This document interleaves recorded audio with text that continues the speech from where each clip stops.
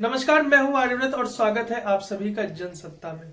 अक्सर किसी भी बड़े चुनाव में हमेशा एक कवर स्टोरी होती है जो कि सबके सामने नजर आती है, और वहीं दूसरी तरफ एक हिडन स्टोरी होती है जो कहीं ना कहीं कवर स्टोरी को डिसाइड तो कर देती है, लेकिन उसकी अपनी सच्चाई कहीं ना कहीं छुपी रह जाती है।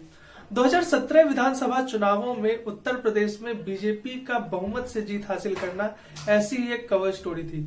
लेकिन हिडन स्टोरी की भूमिका निभाई ऐसी सीटों ने जिसमें जीत और हार का अंतर बेहद कम था। आज बात करेंगे ऐसी ही सीटों पर जिसमें जीत और हार का अंतर तो कम था, लेकिन जो बड़ी स्टोरी में जीत और हार का जो अंतर विधानसभा चुनावों में था वो शायद इन्हीं सीटों की वजह से था।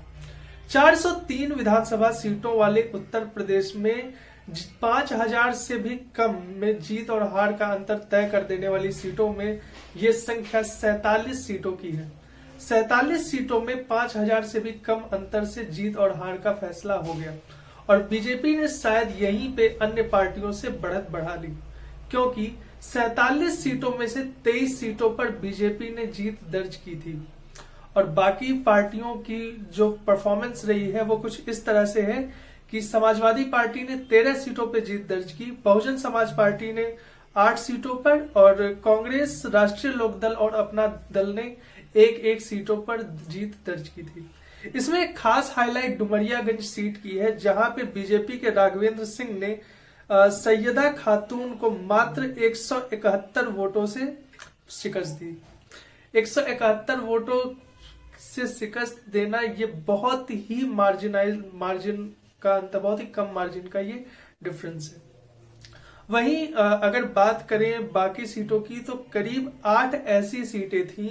जिसमें से 1000 से भी कम का जीत और हार का अंतर था, और इन 8 सीटों पे बीजेपी ने 5 सीटों पर जीत दर्ज की थी। ये 5 सीटें हैं डुमरियागंज, श्रावस्ती, मीरापुर, रामपुर और मोहम्मदाबाद।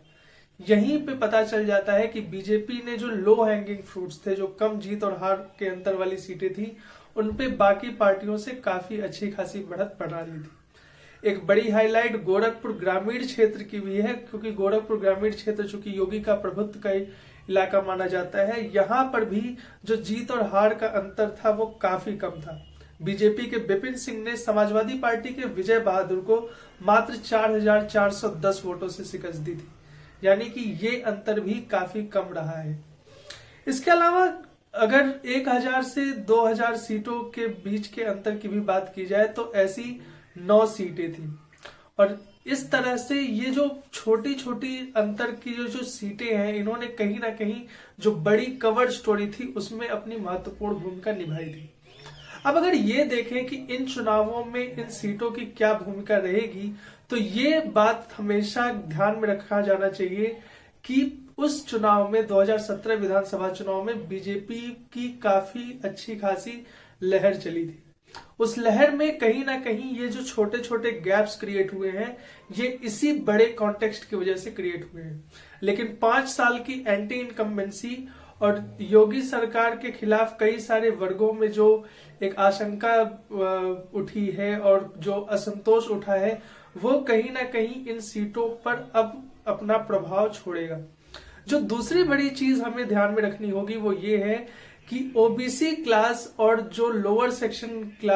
है, वो बीजेपी के जो दलित चेहरे थे या जो पिछड़े वर्ग के चेहरे थे, चाहे वो दारा सिंह चौहान हो या स्वामी प्रसाद मौर्य हो, इनके जाने की वजह से ये वर्ग भी एक अच्छा खासा वोटों का चंक क्रिएट करता है, और इनके जाने की वजह से ये जो क्लास है ये भी कहीं ना कहीं बीजेपी से छिटक जाएगा, और ये जो कम वोटों का अंतर है ये शायद इन 40-50 सीटों पर अपना प्रभाव डाले, जो कि बड़ी स्टोरी में भी अपनी जो भूमिका है, अपना महत्व है, वो दिखा सकता है। तो कहीं ना कहीं इन सीटों की वजह से उत्तर प्रदेश विधानसभा चुनावों की कहानी और भी ज्यादा दिलचस्प और रोचक हो सकती है। अब ये अंतिम परिणाम क्या होगा, ये तो 10 मार्च को ही